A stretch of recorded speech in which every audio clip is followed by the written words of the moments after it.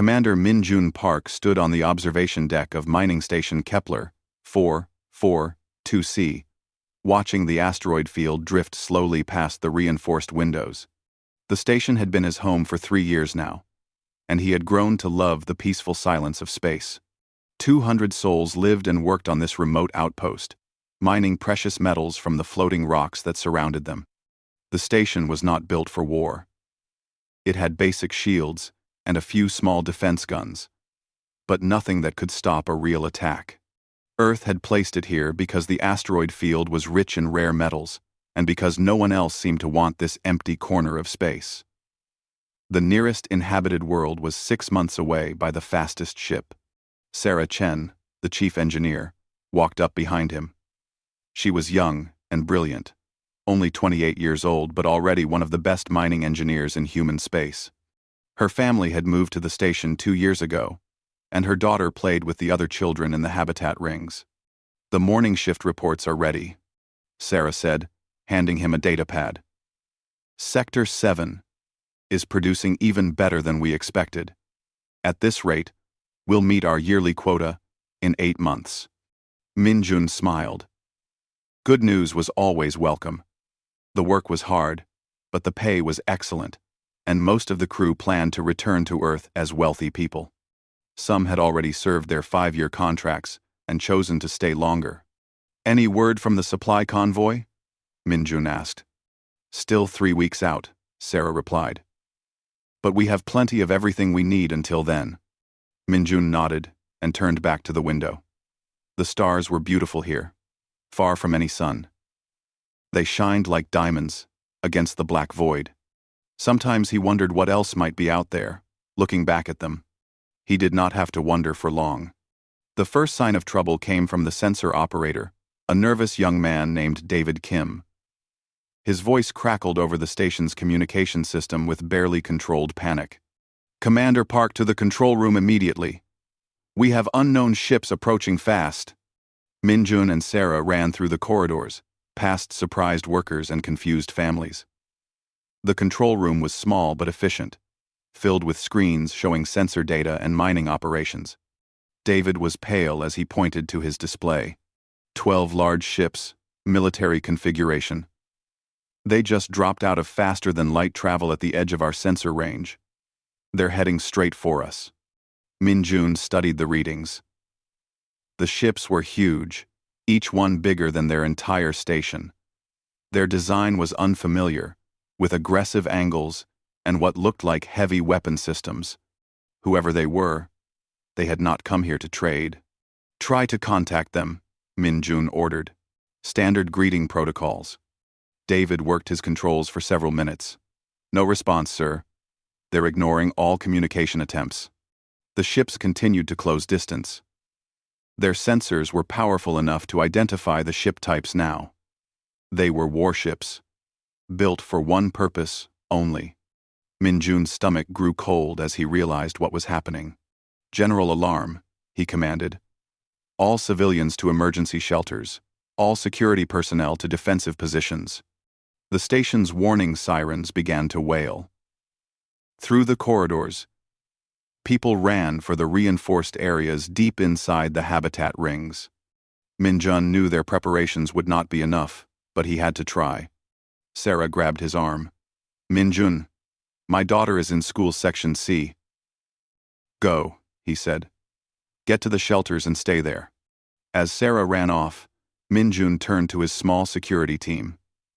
They had 20 guards total, armed with basic weapons and wearing light armor. Against 12 warships, they might as well throw rocks. "Sir," David called out, his voice breaking. "They're powering weapons. Multiple energy signatures building up across their fleet." Min-jun opened the station-wide communication channel. His voice echoed through every corridor and room as people sought safety. "This is Commander Park. Unknown ships are approaching with hostile intent. All personnel follow emergency procedures immediately. Families stay together and remain calm. Security teams prepare for possible boarding action." The alien ships had stopped just outside the asteroid field. Now Min-jun could see them clearly on the visual displays. They were beautiful in a deadly way, with smooth curves and glowing energy conduits running along their hulls. Strange symbols marked their sides, written in a language he had never seen. Final attempt at communication, Minjun ordered. David tried again, broadcasting on every frequency they knew. Unknown vessels. This is Mining Station Kepler 442C. We are a peaceful civilian operation. Please identify yourselves and state your intentions. The response came not in words, but in weapons fire. Brilliant beams of energy lanced out from the alien ships, striking the station's outer sections.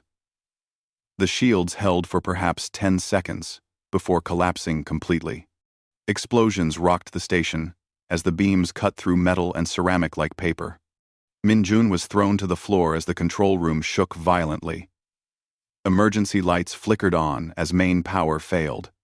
Through the chaos, he could hear the screams of his people over the communication system. "Sector 4 is gone," someone shouted. "Complete hull breach in Residential Area 7. The aliens were not trying to capture the station.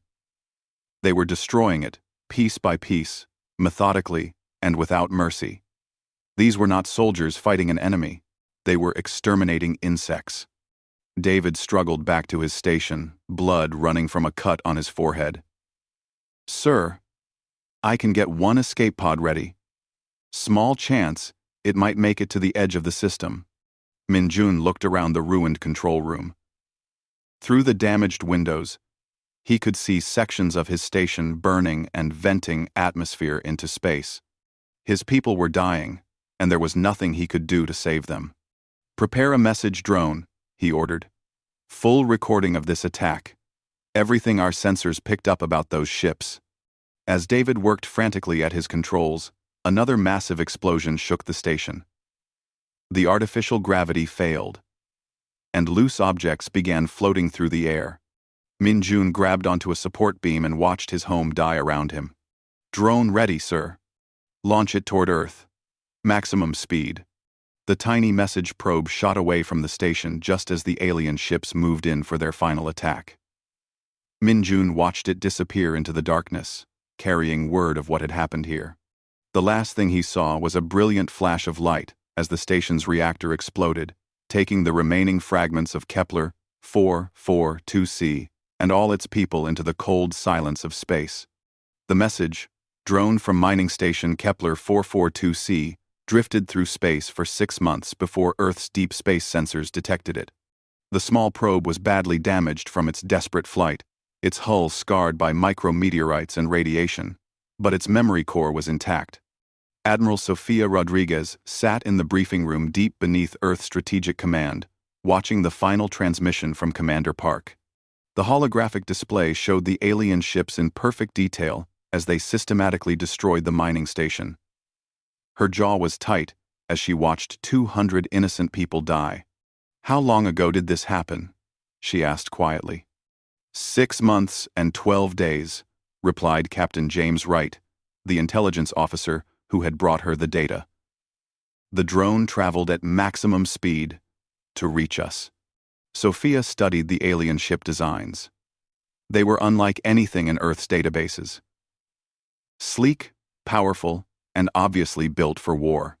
The way they had attacked showed no mercy, no attempt at communication beyond violence, any identification on the attackers. We ran the ship configurations through the Galactic Council database. They match the Zephyrian Empire, advanced warrior culture from the Andromeda sector. They've been expanding aggressively for the past 50 years. Sophia knew about the Zephyrians by reputation. They considered themselves the finest warriors in the galaxy, conquering weaker species and taking their worlds. Most civilized races avoided conflict with them, preferring to pay tribute rather than fight. "What does the Council say about this attack?" Captain Wright looked uncomfortable. "We filed a formal complaint 3 days ago." The Council's response came back this morning. Actor, he activated another display. The image of Counselor Vex appeared. A tall, insectoid being with multiple eyes and clicking mandibles. His translation came through in flat, emotionless tones. The Zephyrian Empire has acknowledged the incident at human mining station Kepler 442c. They state the facility was operating illegally in their territorial claims. The attack was a lawful enforcement action. The Council considers this matter closed. Sophia's hands clenched into fists. Lawful? They murdered 200 civilians! There's more, Wright continued. The Zephyrians made a statement to the full Council session yesterday. The display changed to show a massive Zephyrian warrior, nearly 8 feet tall with golden armor and ceremonial weapons. His name appeared as War Prince Thaxtor, commander of the fleet that had destroyed the mining station.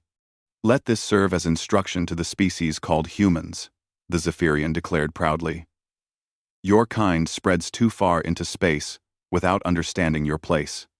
We have shown you the consequences of trespassing in domains belonging to your superiors.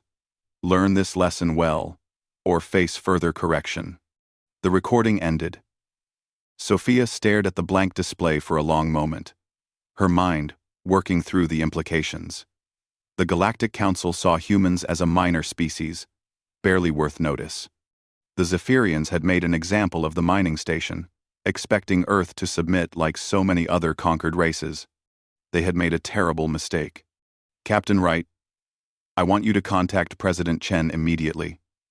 Tell her I need an emergency meeting with the Security Council. Yes, Admiral. What should I tell them this is regarding? Sophia stood up slowly, her voice cold as winter steel. Tell them we're discussing the Zephyrian problem. 3 hours later, Sophia stood before Earth's most powerful leaders in the underground war room. President Chen, a small woman with gray hair and sharp eyes, listened carefully as Sophia explained the situation. Defense Secretary Kumar and Foreign Minister Petrov asked pointed questions about Zephyrian military capabilities. What are you recommending, Admiral? President Chen asked finally. Complete military response, Sophia replied without hesitation. The Zephyrians have declared war on humanity. They just don't realize it yet. Foreign Minister Petrov shook his head. Admiral, with respect, we cannot fight the entire Zephyrian Empire. They have hundreds of worlds and thousands of warships. We would be starting a war we cannot win. Can't we? Sophia activated the room's main display, showing detailed intelligence reports. Our analysis of their technology shows they're approximately 50 years behind us in most areas. Their ships are larger, but less efficient. Their weapons are powerful but slow to recharge. Their tactics are based on overwhelming force against weaker opponents. Defense Secretary Kumar leaned forward. What about their numbers advantage? Numbers don't matter if you can't bring them to bear effectively, Sophia explained. We have advantages they don't know about. Our ships are faster, our weapons more accurate, our crews better trained.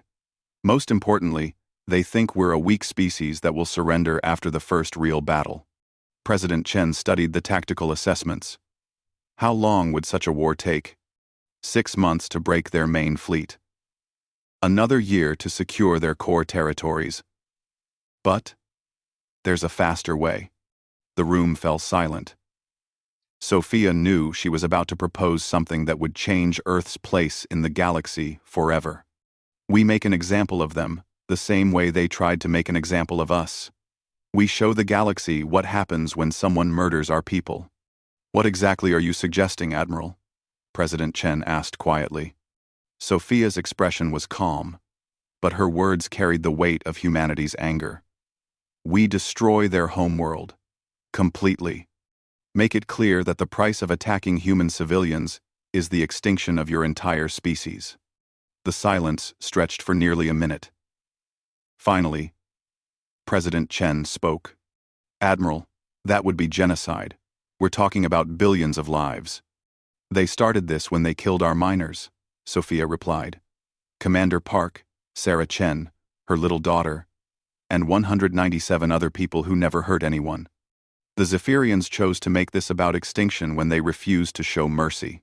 Defense Secretary Kumar cleared his throat. Do we even have weapons capable of destroying an entire planet? Sophia's smile was cold. We've had them for 30 years. Project Deep Strike. Antimatter charges, designed to destabilize a planet's core. Each warship in our main fleet carries enough firepower to crack a world in half. President Chen closed her eyes and took a deep breath. When she opened them again, her decision was made. Very well. Admiral Rodriguez, you have authorization to begin military operations against the Zephyrian Empire. Rules of engagement are simple. No mercy for military targets. Evacuation warnings for civilian populations. The homeworld operation requires my personal approval before execution. Sophia saluted sharply. Understood, Madam President. We'll make them remember why attacking humans is a mistake. As the meeting ended and the leaders filed out, Sophia remained behind, staring at the tactical displays. Somewhere in the Andromeda sector, the Zephyrians were celebrating their easy victory over a human outpost. They had no idea that their actions had just condemned their entire civilization. Earth's war fleets were already receiving new orders. Within days, human ships would begin appearing throughout Zephyrian space.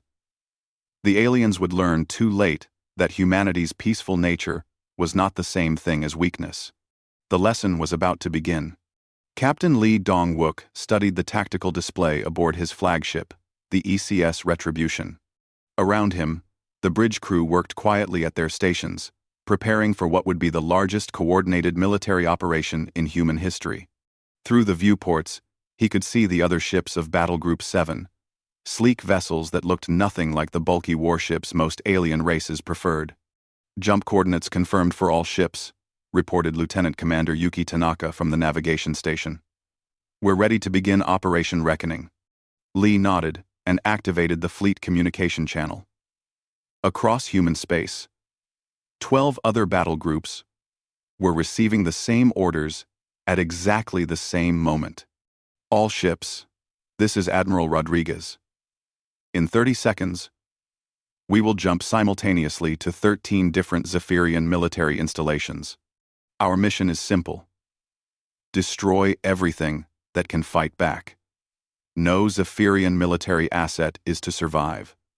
Execute Operation Reckoning. The countdown reached 0, and space twisted around them as the faster-than-light drives engaged. When the stars stopped moving, they were in the Zephyrian Keithvar system, home to their largest military shipyard. Sensors show 43 enemy vessels, Tanaka reported. Mix of battleships, cruisers, and support craft. They're moving to intercept us. Lee watched the Zephyrian ships turning toward his much smaller force. The aliens had numerical advantage, but they were about to discover that numbers alone did not win battles. All ships, engage at maximum range. Target their weapons first, then engines. The human fleet opened fire with precise, coordinated volleys. Their weapons were smaller than the massive guns mounted on Zephyrian ships, but they fired faster and hit with devastating accuracy. The first wave of energy beams struck the enemy formation before they could return fire. 3 Zephyrian battleships exploded immediately, their reactors destabilized by perfectly placed shots. The others began firing back, but their massive weapons moved slowly, tracking targets that refused to stay still long enough to be hit. Enemy return fire incoming, warned the tactical officer, adjusting course to evade. The human ships danced between the alien weapon beams, their superior engines and targeting computers, allowing them to stay ahead of the slower Zephyrian gunners. It was like watching professional fighters battle against amateurs who had never learned proper technique. Within 20 minutes, the entire Zephyrian force was destroyed. The massive shipyard followed soon after, its construction facilities reduced to glowing debris that would drift through space for centuries. "Sir," Tanaka called out, excitement clear in her voice.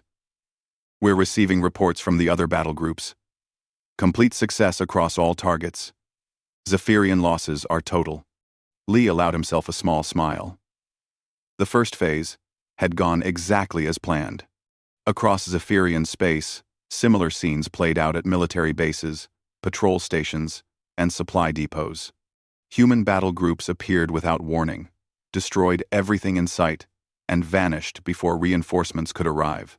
The alien empire's military infrastructure, built up over decades of conquest, was being systematically eliminated. On the Zephyrian homeworld of Zephyr Prime, War Prince Thaxtor stood in the command center of the planetary defense network, watching reports stream in from across the Empire. His golden armor seemed dull under the emergency lighting, and his proud bearing had given way to confused anger. "How many bases have we lost?" he demanded. 37 major installations destroyed in the past 6 hours, replied his aide, a younger warrior named Kexmar. The humans are using coordinated strikes across multiple systems simultaneously. AD. AD. AD. AD. AD. Thaxtor's mandibles clicked in disbelief. Impossible. The humans are a minor species. They have perhaps 50 warships total. Sir, our surviving commanders report human technology far superior to our intelligence estimates. Their ships are faster, and their weapons more accurate than anything we've encountered. The War Prince studied the tactical displays showing the locations of the attacks. The humans were hitting military targets exclusively, avoiding civilian areas but destroying everything else with ruthless efficiency. This was not the behavior of a weak species begging for mercy. "Send the Second Fleet to intercept them," Thaxtor ordered. 200 ships should be sufficient to end this foolishness. Captain Lee received word of the approaching Zephyrian fleet, while his battle group was destroying another military depot. 200 enemy ships was a significant force. But Admiral Rodriguez had anticipated this response. All human battle groups converge on coordinates 77 Mark 12. We're going to show them what happens when you bring a sword to a gunfight. The combined human fleet numbered only 60 ships, but they were the finest vessels Earth had ever built. As the Zephyrian Second Fleet dropped out of faster-than-light travel, they found themselves facing an enemy that should have been running away in terror. Instead, the humans attacked immediately. The battle lasted 4 hours and became known as the Massacre of Kepler's Edge. Human ships struck from multiple vectors, their weapons coordinating in patterns too complex for Zephyrian tactical computers to counter. The aliens' massive ships were powerful, but they were designed to intimidate weaker opponents into surrender, not to fight a technologically superior enemy. When the battle ended, the entire Zephyrian Second Fleet was either destroyed or crippled. The humans had lost 3 ships. News of the disaster reached Zephyr Prime within hours. War Prince Thaxtor stared at the casualty reports in stunned disbelief. 200 of his finest ships, destroyed by an enemy he had dismissed as insects. "Sir," Kexmar said quietly, "we're receiving a transmission from the human fleet." The communication screen activated, showing a human female in a crisp military uniform. Admiral Sofia Rodriguez looked directly into the camera, her expression calm and professional. "War Prince Thaxtor, I am Admiral Rodriguez of Earth Strategic Command. 6 months ago, your forces attacked and destroyed mining station Kepler 442C, killing 200 innocent civilians. You made a statement to the Galactic Council about teaching humans their place in the galaxy." The Admiral paused, letting her words sink in. "Consider this your education in return. You are no longer fighting miners and engineers. You are fighting Earth's military, and we do not show the same mercy you did to our people. Every military asset you possess will be destroyed. Every warship will become scrap metal. Every base will become a crater." Thaxtor found his voice. "You cannot destroy the entire Zephyrian Empire. We have thousands of ships, hundreds of worlds." "Actually, we can," Rodriguez replied calmly. "And we will. You chose to make this about extinction when you refused to show mercy to defenseless civilians. Now you face the consequences of that choice." The transmission ended, leaving the War Prince staring at a blank screen. Around him, his officers waited for orders that would not come. For the first time in his life, Thaxtor understood what it meant to be truly afraid. In space above Zephyr Prime, human ships began appearing on the edge of the sensor network. Not battle groups this time, but the entire Earth fleet. hundreds of vessels moving in perfect formation toward the Zephyrian homeworld.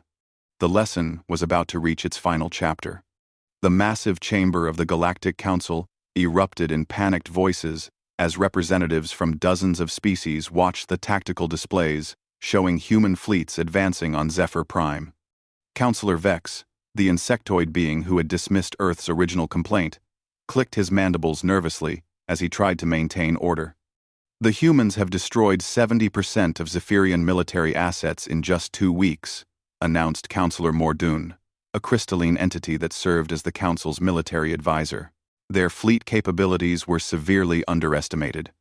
Ambassador Elena Vasquez stood calmly at the human delegation's platform, watching the chaos around her with quiet satisfaction.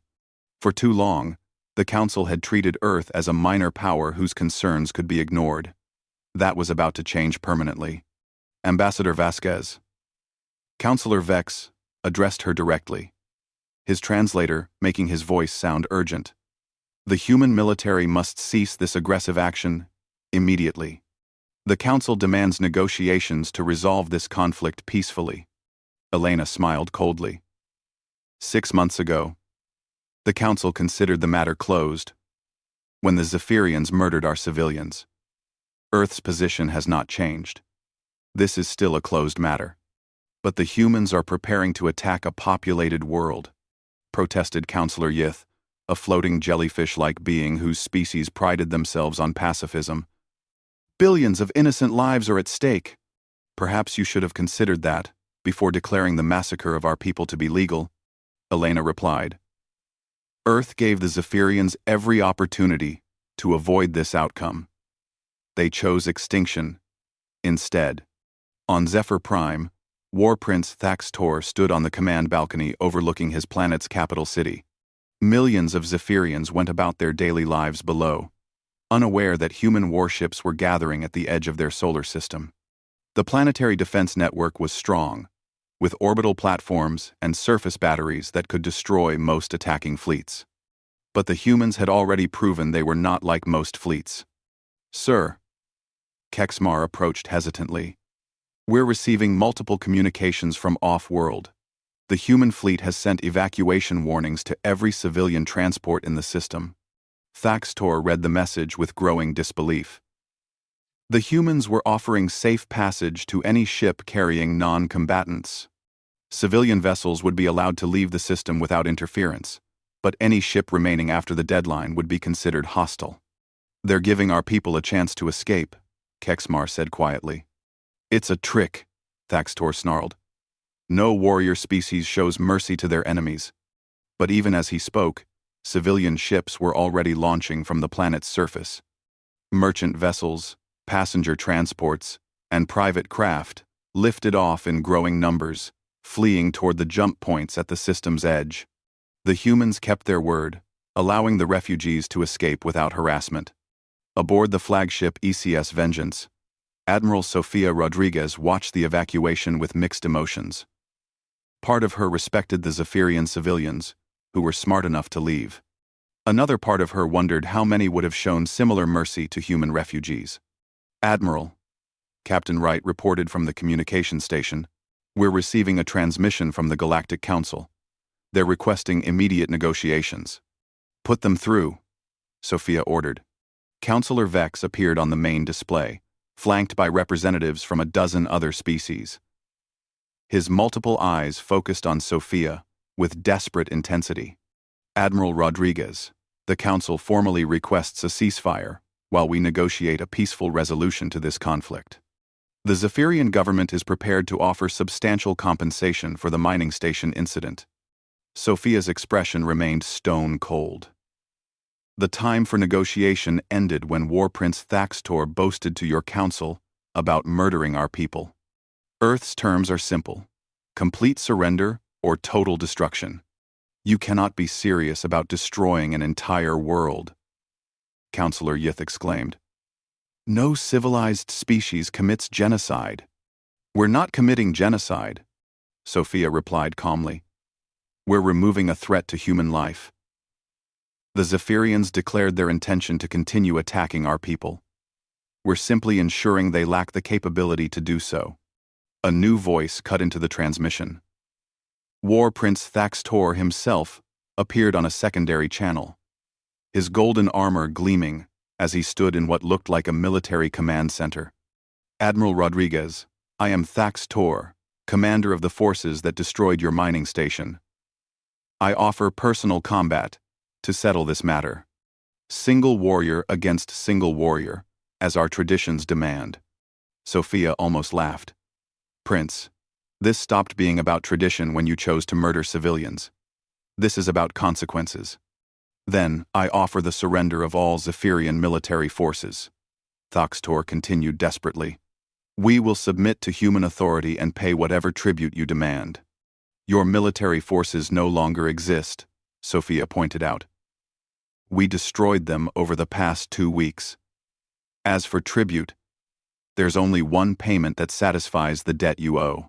She gestured to someone off-screen, and the tactical display changed to show the human fleet's formation. At the center were 12 massive vessels, unlike anything the galaxy had seen before. Each ship was nearly a mile long, built around a single devastating weapon system. Planet killers, Sophia explained matter-of-factly. Antimatter charges designed to destabilize a world's core. Each ship carries enough firepower to crack your planet like an egg. The transmission from Zephyr Prime went silent for a long moment. When Thaxtor spoke again, his voice had lost all its earlier arrogance. Admiral, my people had no part in the attack on your station. Many have never even heard of humans. I beg you to reconsider this action. Your people elected leaders who chose conquest over peace, Sophia replied.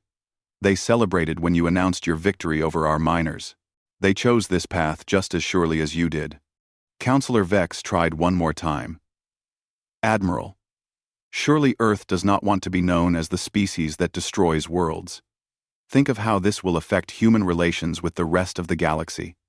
Sophia turned to face the Council transmission directly. Counselor, let me make Earth's position clear to you, and every other species listening to this conversation. We are a peaceful people who prefer cooperation to conflict. We trade fairly, honor our agreements, and respect other cultures. She paused, her voice growing hard as steel. But we remember everything. Every slight, every betrayal, every drop of human blood shed by those who mistake our kindness for weakness. The Zephyrians chose to make this about extinction when they refused to show mercy to defenseless civilians. Now, they face the consequences of that choice.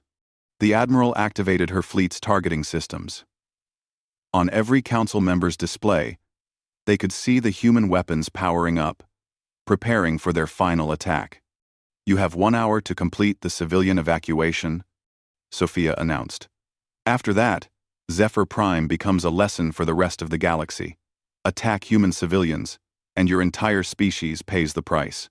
The transmission ended, leaving the Galactic Council in stunned silence. Across the galaxy, other aggressive species that had been planning expansion into human space quietly canceled their operations. The humans had revealed themselves to be far more dangerous than anyone had imagined. On Zephyr Prime, millions of civilians continued fleeing toward the jump points, racing against time and humanity's cold justice. War Prince Thaxtor watched his civilization crumble around him, finally understanding the true meaning of the phrase, superior force. The humans had taught him well. The final hour passed in eerie silence across the Zephyr system. Civilian ships continued their desperate flight toward the jump points, carrying millions of refugees away from their doomed homeworld. The human fleet maintained perfect formation, 12 planet killer ships surrounded by their escorts, waiting with mechanical patience for the deadline to expire. Admiral Sophia Rodriguez stood on the bridge of the ECS Vengeance, watching the evacuation progress on her tactical displays. The more pragmatic Zephyrians had left immediately when the warnings were broadcast. Others had waited until the last possible moment, finally accepting that the humans meant exactly what they said. Admiral, reported Captain Wright. Civilian evacuation is 93% complete. Approximately 4 million Zephyrians remain on the planet's surface. Sophia nodded grimly. Any indication they're trying to leave? Negative. Sensor readings suggest they're gathering in the major cities. It appears they've chosen to die with their homeworld. The Admiral understood their decision, even if she could not respect it. Some Zephyrians would rather face extinction than admit their warrior culture had led them to this moment. Their pride would be buried with their planet. Communication from Zephyr Prime, Wright announced. War Prince Thaxtor appeared on the main display one final time. His golden armor was gone, replaced by simple robes. Behind him, Sophia could see other Zephyrian leaders gathered in what looked like a ceremonial chamber. Admiral Rodriguez, Thaxtor began, his voice steady despite his circumstances. I ask for no mercy, for we showed none. I make no excuses, for there are none to be made. But I want the galaxy to understand what truly happened here. He paused, looking directly into the camera. The humans are not monsters, as some will claim after this day. They offered evacuation to our civilians. They targeted only military assets until we forced their hand. They gave us every opportunity to avoid this fate. Thaxtor's mandibles clicked once in what might have been respect. We underestimated them completely. We saw their peaceful nature and mistook it for weakness. We believed their small territory meant they lacked power. We were wrong. About everything. The War Prince straightened proudly. Let this be our final service to the galaxy. Let our death be a warning to others who might make the same mistake. The humans are not warriors like us. They are something far more dangerous. They are protectors who have been pushed too far. The transmission ended.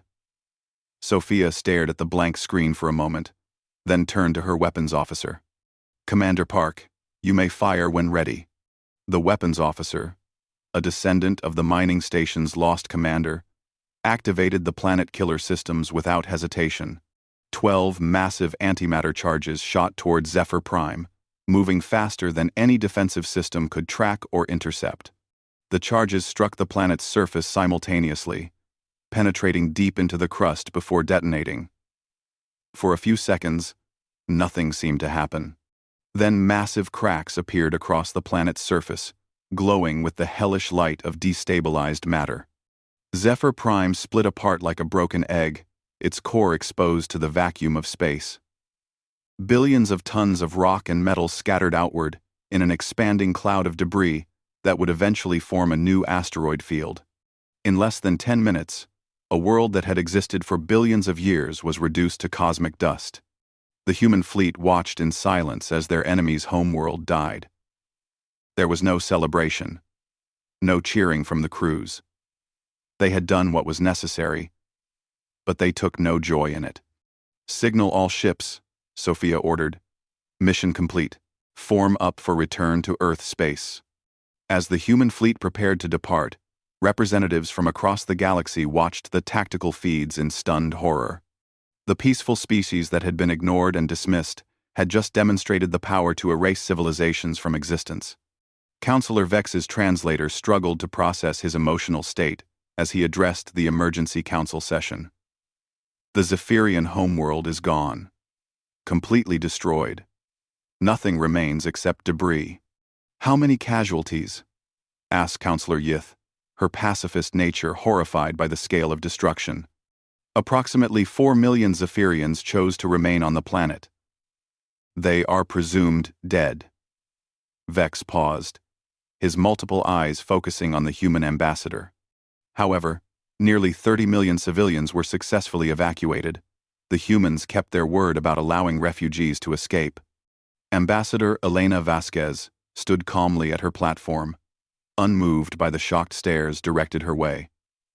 When she spoke, her voice carried across the chamber with quiet authority.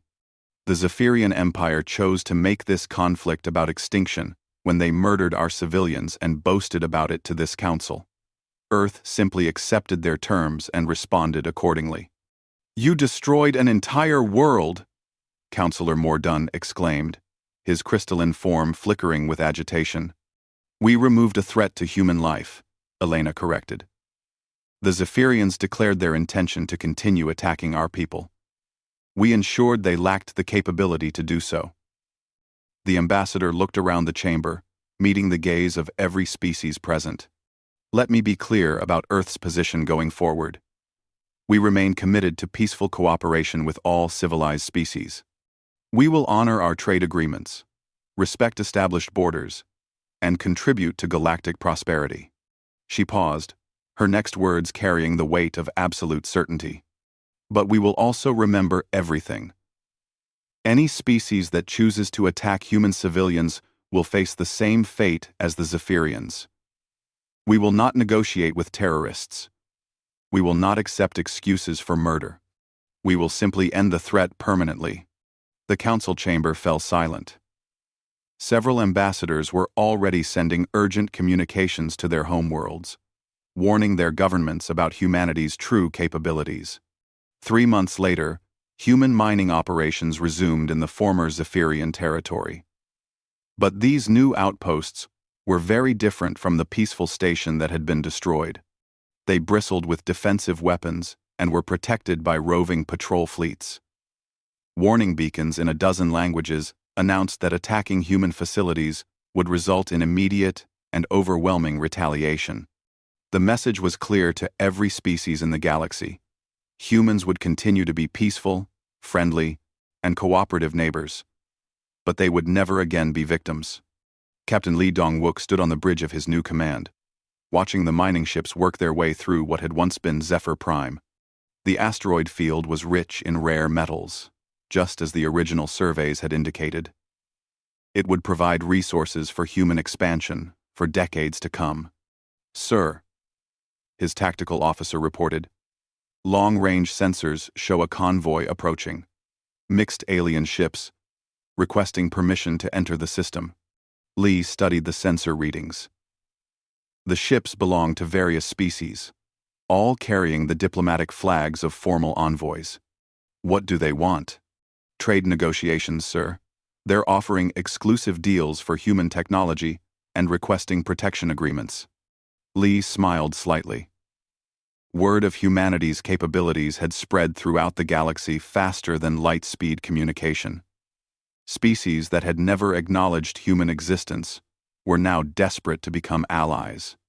Grant them permission to enter, but maintain full defensive alert. Just because they're bringing gifts doesn't mean we trust them.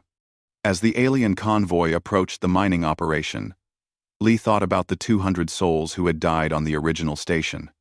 Their deaths had been avenged in full, but more importantly, their sacrifice had taught the galaxy a valuable lesson about underestimating humanity.